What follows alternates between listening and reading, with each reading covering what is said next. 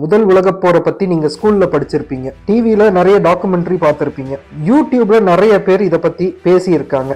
இவங்க யாருமே முதல் உலகப் போர் நடந்த சமயத்துல நடந்த ஒரு முக்கியமான சம்பவத்தை பத்தி பேசி நான் பார்த்ததே இல்லை. அப்படி என்ன சம்பவம் நடந்துச்சு அப்படின்னு கேக்குறீங்களா? போர் உக்கிரமா நடந்துகிட்டு இருந்த சமயத்துல எதிர் அணியில நின்று சண்டை போட்டுக்கிட்டு இருந்த ரெண்டு நாட்டு வீரர்களும் திடீர்னு ஒரு நாள் அவங்களா ஒன்னா சேர்ந்து மகிழ்ச்சியா ஃபுட்பால் விளையாடின ஒரு நிகழ்வு நடந்துச்சு. இந்த நிகழ்வு போரை எதிர்க்கிற ஒவ்வொரு மனிதனும் தெரிஞ்சுக்க வேண்டிய நிகழ்வு. 1914 வருஷம் முதல் உலகப் போர் தொடங்குச்சு. இது தொடங்கின சமயத்துல யாருக்கும் இது உலகப் போர்னு தெரியாது. இந்த போர்ல ஜெர்மனி, ஹங்கேரி, ஒட்டமன் சாம்ராஜ்யம் மாதிரியான நாடுகள் ஒரு அணியாகவும், இங்கிலாந்து, பிரான்ஸ், ரஷ்யா மாதிரியான நாடுகள் ஒரு அணியாகவும் பிரிஞ்சு நின்று சண்டை போட்டாங்க. இந்த எல்லா நாடுகளும் அவங்க நாட்டோட ஆண்களை இராணுவத்துல சேர சொன்னாங்க. இது அந்த நாட்டு ஆண்களும் கேட்டாங்க. இந்த எல்லா நாடுகளில் இருந்தும் ஆண்கள் அவங்க குடும்பம் மற்றும் நண்பர்களை விட்டுட்டு இராணுவத்துல சேர்ந்து சண்டை போட வந்தாங்க. இராணுவத்துல அவங்க சேர வந்த சமயத்துல இந்த போர் உலக போரா மாறும்னு அவங்களுக்கு தெரியாது. சொல்ல போனா அவங்க எல்லாருமே தன்னோட மனைவி, காதலி, குழந்தைகள், அப்பா அம்மான்னு எல்லார்கிட்டையும் நான் கிறிஸ்துமஸ்குள்ள திரும்பி வந்துடுவேன்னு சொல்லிட்டு தான் போனாங்க. உலகமே அதை தான் எதிர்பார்த்துச்சு. ஆனா விதி வேற மாதிரி இருந்துச்சு. இந்த போர் தொடங்கின கொஞ்ச நாளுக்குள்ளேயே போரோட தீவிரம் ரொம்ப அதிகமாச்சு. போர்ல கலந்துகிட்ட நாடுகளோட எண்ணிக்கையும் அதிகமாச்சு. இந்த போர் கொஞ்ச நாள்ல முடிய போறது இல்ல அப்படிங்கிற உண்மை எல்லாருக்கும் புரிய ஆரம்பிச்சிச்சு. இந்த உண்மையை கொஞ்சம் கொஞ்சமா உணர ஆரம்பிச்ச சமயத்துலதான் கிறிஸ்துமஸ் வரக்கூடிய டிசம்பர் மாசம் வந்துச்சு. இந்த டிசம்பர் மாசம் யூரோப்ல ரொம்ப குளிரா இருக்கக்கூடிய ஒரு மாசம். அது மட்டும் இல்லாம குறிப்பா அந்த வருஷம் அந்த குளிர்காலத்தோட சேர்த்து கடுமையான மழையும் பெஞ்சிச்சு. இந்த நேரத்துல பிரான்ஸ் மற்றும் இங்கிலாந்து படைகளை சேர்ந்த ராணுவ வீரர்களும், ஜெர்மன் மற்றும் ஹங்கேரி படைகளை சேர்ந்த ராணுவ வீரர்களும் வெஸ்டர்ன் ஃப்ரண்ட் அப்படின்னு அழைக்கப்படுற பிரான்ஸ் எல்லை பகுதியில பதுங்கு குழிகள் அமைச்சு சண்டை போட்டுக்கிட்டு இருந்தாங்க. அந்த நேரத்துல மழை வேற ரொம்ப பேஞ்சதால அவங்க பொருட்களை கூட ஒழுங்கா ஒரு இடத்துல வைக்க முடியாத சூழல் இருந்துச்சு. அங்க சண்டை போட்டுக்கிட்டு இருந்த பெரும்பான்மையான ஆண்கள் முதல் முறையா கிறிஸ்துமஸ் நடக்கிற நேரம் பார்த்து குடும்பத்தோட கொண்டாட முடியலேன்னு வருத்தத்துல இருந்தாங்க. ஒரு பக்கம் பார்த்தா மழை விடாம பேஞ்சுக்கிட்டே இருக்கு. அது குளிர்காலம்ங்கிறதுனால குளிரும் ரொம்ப அடிக்குது. இன்னொரு பக்கம் சண்டை தொடர்ந்து நடந்துகிட்டே இருக்கு. ஒரு நாளுல ராத்திரி பகல்னு எல்லா நேரமும் துப்பாக்கி சத்தம் கேட்டுக்கிட்டே இருக்கு. யார் யாரெல்லாம் உயிரோட வீட்டுக்கு திரும்பி போக போறான்னு யாருக்குமே தெரியல.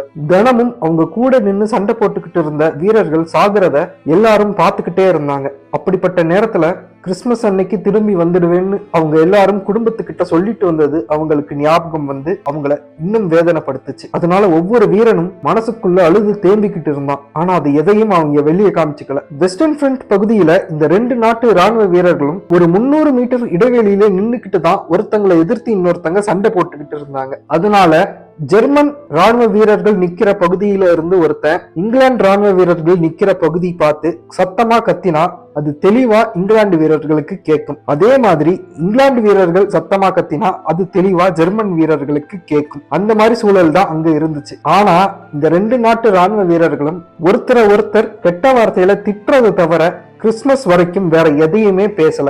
ஆனா திடீர்னு கிறிஸ்துமஸுக்கு முன்னாடி நாள் ஜெர்மன் நாட்டு வீரர்கள் செய்யற செயல்கள்ல ஏதோ ஒரு வித்தியாசம் தெரியுது. இந்த பக்கம் நின்னுக்கிட்டு அதை பார்த்துக்கிட்டு இருக்கிற இங்கிலாந்து வீரர்கள் அதை ரொம்ப சந்தேகமா பாக்குறாங்க. அவங்க ஏதாவது வித்தியாசமான தாக்குதல் செய்ய போறாங்களான்னு இவங்கெல்லாம் பயப்படுறாங்க. ஆனா அந்த நேரம்னு பார்த்து அந்த பக்கத்துல இருந்து ஒரு ஜெர்மனி வீரன், நாளைக்கு நீங்களும் சுடாதீங்க, நீங்க சுடாத வரைக்கும் நாங்களும் சுட மாட்டோம் அப்படின்னு கத்துறான்.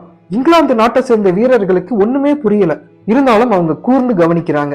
அவங்க கவனிக்கிறப்ப ஜெர்மன் நாட்டு வீரர்கள் அங்கேயும் இங்கேயும் ஓடுறது மட்டும்தான் அவங்களுக்கு தெரியுது. ஆனா திடீர்னு ஜெர்மன் நாட்டு வீரர்கள் நிக்கிற அந்த பதுங்கு குழி முழுக்க கிறிஸ்துமஸ் மரங்கள் நட்டு வைக்கப்படுது. அதுக்கப்புறம் கொஞ்ச நேரத்துல ஜெர்மன் வீரர்களோட பதுங்கு குழியில இருந்து ஒரு வினோதமான சத்தம் வருது. அது என்ன சத்தம்னு கூர்ந்து கவனிச்சா கிறிஸ்துமஸ் அன்னைக்கு இந்த யூரோப்ல பாடுற கிறிஸ்துமஸ் கேரல் எனப்படும் ஒரு பாட்டை தான் அவங்க பாடிக்கிட்டு இருக்காங்க. கிறிஸ்துமஸ் தன்னோட குழந்தைகள் கூடயும் மனைவி கூடயும் சேர்ந்து கொண்டாட முடியலையேன்னு வேதனையில இருந்த ராணுவ வீரர்கள் மனசார அந்த பாட்டை கேட்டுக்கிட்டு இருக்காங்க. இங்கிலாந்து நாட்டு ராணுவ வீரர்களும் கண்ணீரோடு அந்த பாட்டை கேட்டுக்கிட்டு இருக்காங்க. ஒரு கட்டத்துல எல்லா ஜெர்மன் நாட்டு வீரர்களும் அந்த பாட்டை கூட்டமா சேர்ந்து பாடுறாங்க. இதை கேட்ட ஒரு இங்கிலாந்து வீரன் அவனும் மெதுவா அவங்க பாடுற அதே பாட்டை இங்கிலீஷ் மொழியில பாட ஆரம்பிக்கிறான். இந்த ஒரு வீரன் பாட ஆரம்பிச்சதும் ஒட்டுமொத்த இங்கிலாந்து வீரர்களும் ஒன்னா சேர்ந்து அந்த கிறிஸ்துமஸ் பாட்டை பாடுறாங்க. இத்தனை நாளா துப்பாக்கி சத்தம் மட்டுமே கேட்டுக்கிட்டு இருந்த அந்த போர்க்களம் கிறிஸ்துமஸ் பாடல்களின் இசை மனையில நனைய ஆரம்பிச்சிச்சு. ராத்திரி முழுக்க அதை பாடி முடிச்சதுக்கு அப்புறம் காலையில பொழுது விடியுது. ரொம்ப நாள் கழிச்சு குண்டு சத்தம் எதுவுமே இல்லாம சூரியன் உதயமாவறத 2 நாட்டு வீரர்களும் பாக்குறாங்க. அதுக்கப்புறம் சில ஜெர்மன் வீரர்கள் கையில எந்த துப்பாக்கியும் இல்லாம அவங்களோட பதுங்கு குழியில இருந்து எந்திரிச்சு மேல வந்து நிக்கிறாங்க. அவங்க மெதுவா இங்கிலாந்து வீரர்கள் இருக்கிற பகுதி நோக்கி நடந்து வராங்க. இங்கிலாந்து வீரர்களுக்கு என்ன நடக்குதுன்னு புரியல. அவங்க கிட்ட வந்ததுக்கு அப்புறம் இங்கிலாந்து வீரர்களுக்கு கிறிஸ்துமஸ் வாழ்த்துக்கள் சொல்லி அவங்க கிட்ட இருந்த சிகரெட்டுகளை கொடுக்கறாங்க. இதை பார்த்துட்டு இங்கிலாந்து வீரர்கள் எல்லாம் பதுங்கு குடியில இருந்து மேல வந்து அவங்களுக்கு கிறிஸ்துமஸ் வாழ்த்துக்கள் சொல்றாங்க. அப்புறம் இங்கிலாந்து ஜெர்மனி 2 பக்கத்துல இருந்த எல்லா வீரர்களும் ஒரே அடியா எந்திரிச்சு வந்து ஒருத்தர் கட்டி பிடிச்சுக்கிறாங்க. அவங்க கிட்ட இருந்த இனிப்புகள், சாப்பாடு, பீர், வைன் மாதிரியான எல்லா விஷயங்களையும் ஒருத்தங்க கிட்ட ஒருத்தர் ஷேர் பண்ணிக்கிறாங்க. இது நடக்க ஆரம்பிச்ச சமயத்துல நேத்து ராத்திரியில இருந்து இந்த ராணுவ வீரர்கள் சண்டை போடாம கிறிஸ்துமஸ் பாட்டு பாடுனது, ஒருத்தங்களை பார்த்து இன்னொருத்தங்க கிறிஸ்துமஸ் வாழ்த்துக்கள் சொன்னது, ஒருத்தர் கட்டி பிடிச்சி அவங்க கிட்ட இருந்த இனிப்புகளை பகிர்ந்துகிட்டது மாதிரியான எல்லா தகவல்களும் போர்க்களத்துல இருந்து ரொம்ப தூரத்துல நல்ல பாதுகாப்பா உட்கார்ந்து இருக்கிற உயர் ராணுவ அதிகாரிகளுக்கு போய் சேருது. இந்த 2 நாட்டு ராணுவ அதிகாரியும் எரிச்சல்ல கொதிக்கிறாங்க. எதிரி நாட்டு வீரனோட சேர்ந்து கிறிஸ்துமஸ் பண்டிகை கொண்டாடினா அவன் எப்படி நாட்டுக்காக சண்டை போடுவான்? அவனால அதுக்கப்புறம் அவனை எப்படி கொலை செய்ய முடியும்? இது வீரர்களுக்கு போர் மேல இருக்கிற ஒரு வீர உணர்ச்சியை மட்டுப்படுத்திடும் அப்படின்னு அந்த ராணுவ உயர் அதிகாரிகள் எரிச்சல்ல கத்தி புலம்புறாங்க.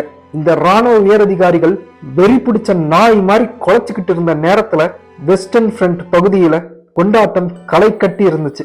அங்க இருந்த எல்லா ராணுவ வீரர்களும் போர்க்களத்துல இருக்கோங்கிறத மறந்துட்டு சந்தோஷமா ஒருத்தங்க கிட்ட ஒருத்தங்க பேசிக்கிட்டு இருந்தாங்க, பீர் குடிச்சுக்கிட்டு இருந்தாங்க.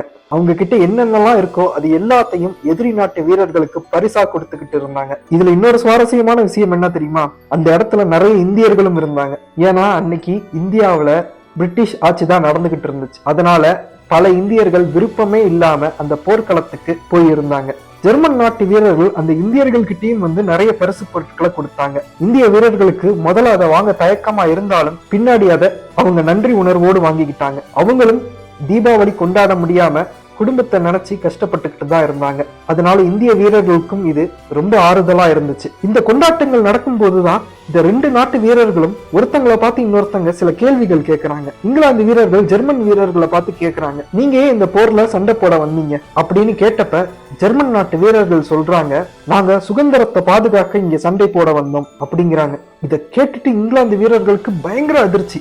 ஏன்னா இங்கிலாந்து வீரர்களும் சுதந்திரத்தை பாதுகாக்க தான் சண்டை போடுவதா நம்பிக்கிட்டு இருக்காங்க. அது எப்படி 2 பேரும் சுதந்திரத்தை பாதுகாக்க சண்டை போட முடியும்? அப்பதான் உங்களுக்கு புரிஞ்சிச்சு, இந்த 2 நாட்டிலையும் சுதந்திரம்னு பேரை சொல்லி நம்மளை ஏமாத்தி சண்டை போட வச்சிருக்காங்க. அது மட்டும் இல்லாம இங்கிலாந்துல வாழக்கூடிய ஒரு சாதாரண மனுஷனுக்கும் ஜெர்மனியில வாழக்கூடிய ஒரு சாதாரண மனுஷனுக்கும் எந்த வகையான பகையும் கிடையாது. உண்மையிலே பிரச்சனை இந்த அரசியல்வாதிகளுக்கு நடுவுல தான். எனக்கு எதிராக சண்டை போட வந்திருக்கிற இந்த ராணுவ வீரன் என்ன மாதிரியே குடும்பத்தை பிரிஞ்சு கஷ்டப்படுற ஒருத்தன் தான். அவன் கூட நான் எதுக்கு சண்டை போடணும் அப்படிங்கிற எண்ணம் 2 தரப்புல இருந்த ராணுவ வீரர்களுக்கும் உருவாச்சு. அப்போ ஒரு ஜெர்மன் நாட்டு வீரர் எங்க இருந்தோ ஒரு ஃபுட்பாலை கண்டுபிடிச்சு கொண்டு வந்து அந்த போர்க்களத்துக்கு நடுவுல வச்சாரு. அதை வச்ச உடனேயே 2 நாட்டு வீரர்களும் உற்சாகத்துல துள்ளி குதிச்சு அந்த ஃபுட்பாலை உதைக்க ஆரம்பிச்சாங்க. அங்க கோல் போஸ்ட் எதுவும் கிடையாது. அவங்க எல்லாரும் தன் மனம் போன போக்குல அவங்க விரும்பிய திசையில அந்த ஃபுட்பாலை உதைச்சி அவங்க சந்தோஷத்தை வெளிப்படுத்தினாங்க. அந்த ஃபுட்பால் மேல விழுந்த ஒவ்வொரு உதையும் தேசப்பற்று என்கிற பேரில் மக்களை ஏமாத்துற அரசியல்வாதிகள் மேலையும் போர்கள் மூலமா பல்லாயிரம் கோடி லாபம் சம்பாதிக்கிற தொழிலதிபர்கள் மேலையும் பாதுகாப்பா ஒரு மூலையில உட்கார்ந்துகிட்டு லட்சக்கணக்கில் சம்பளம் வாங்கிக்கிட்டு திமிரு பிடிச்சு போய் கட்டளைகள் போடுற உயர் ராணுவ அதிகாரிகள் மேலையும் விழுந்த உதையா இருந்துச்சு. கீழ் மட்டத்துல இருக்கிற வீரர்கள் இவ்வளவு சந்தோஷமா இருந்தா உயர் மட்டத்துல இருக்கிற ராணுவ அதிகாரிகளுக்கு இது பொறுக்குமா? கண்டிப்பா பொறுக்காது. அதனால இவங்க இங்க விளையாண்டுகிட்டு இருந்த நேரத்துல இந்த ராணுவ அதிகாரிகள் களத்துல நின்று சண்டை போட்ட தளபதிகளை கூப்பிட்டு வச்சு கத்துன்னு கத்திக்கிட்டு இருந்தாங்க. நீங்க என்ன வேலை பாக்குறீங்க?